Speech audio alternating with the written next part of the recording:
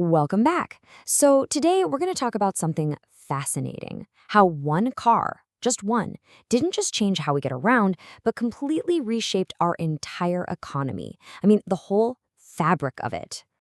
So, this was the wild idea Henry Ford had way back in 1908. You gotta remember, back then, cars were basically just toys for the super rich. They were expensive, they were built by hand, and Ford's vision? It wasn't just about building another car. No, he wanted to build a car for everybody. So, the problem was pretty simple, right? How do you take this luxury item and turn it into something everybody can use? And I mean, look at those numbers. The price difference was just huge.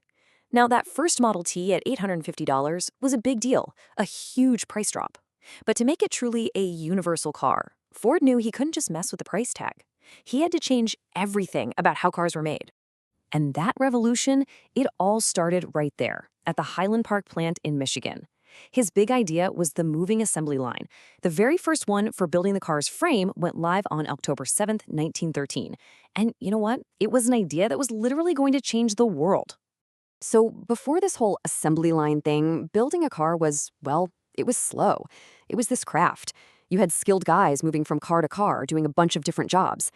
Think about it. Just to put the frame together, the chassis, took a full 12 and a half hours.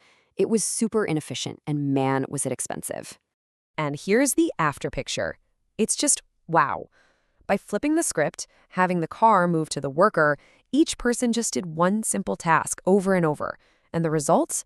The time to build that same frame dropped from over 12 hours to just 93 minutes. That's not just a leap. That's a staggering, mind-blowing jump in efficiency. Okay, so what does all that efficiency get you? Well, it gets you savings. Real savings for the person buying the car.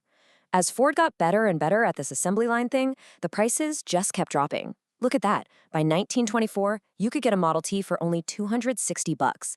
That right there is what put the dream of owning a car into the hands of millions of regular folks.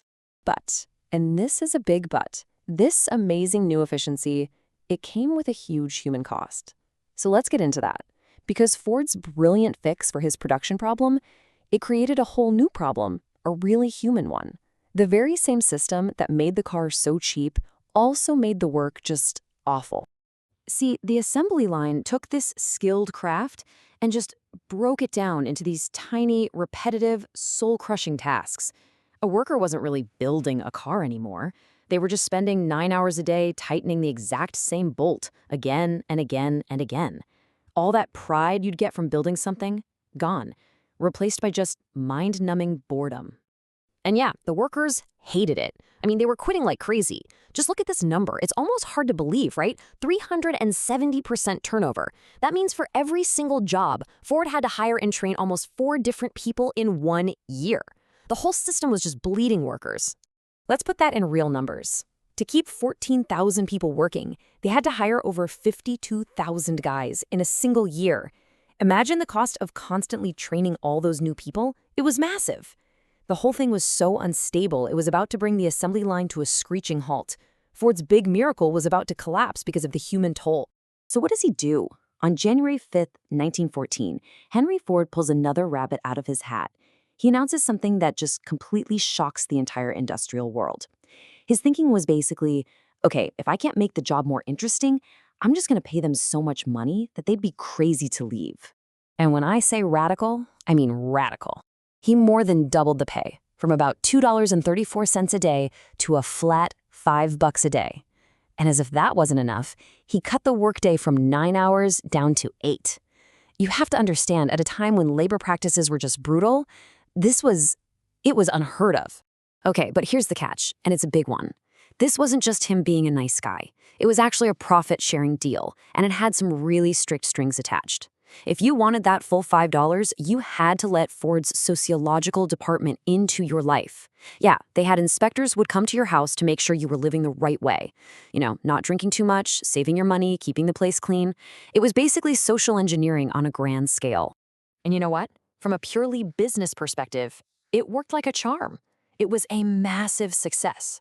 The turnover rate? It dropped to almost nothing pretty much overnight. He stabilized his workforce. But the real story, the ripple effects of that $5 day, went way, way beyond just the factory. And here it is. This is the key to the whole thing. By paying his workers enough money that they could actually buy the cars they were making, Henry Ford didn't just solve his turnover problem, he created a brand new group of customers, his own employees. This super radical idea basically created a whole new economic engine, one that we now call Fordism. And the blueprint is pretty simple, really. Make a ton of stuff cheaply through mass production, and then pay your workers enough so they can actually buy all that stuff. It's the foundation of our modern consumer economy. And what this does is it creates this amazing, you could call it a virtuous cycle. It just feeds itself. Step 1, mass production makes prices go down. Step 2, high wages mean workers actually have money to spend. Step 3, those workers buy the stuff they're building, which creates more demand. And step 4, more demand means you need even more mass production. That cycle, right there, that was the engine that literally built the American middle class in the 20th century. And this really puts it all in perspective, doesn't it? For the very first time in history, the people on the assembly line, the ones actually building this complex machine, could actually afford to buy one for themselves. That loop between making something and buying something, it was finally closed. So when you look at this timeline, you can see how it all unfolded. You've got these two huge innovations, right? One was in how things are made, the assembly line. The other was in how people are paid, the $5 day. And in less than 20 years, those two things working together took the car from a rich person's toy to an absolute necessity. And in doing that, they changed America forever. So what started as Ford's solution to a simple labor problem, how to stop his workers from quitting, ended up defining the entire modern consumer economy. It proved that how you make something and how much you pay the people who make it can be just as revolutionary, maybe even more so, than the product itself. It proves that an ideal like that can literally change the world.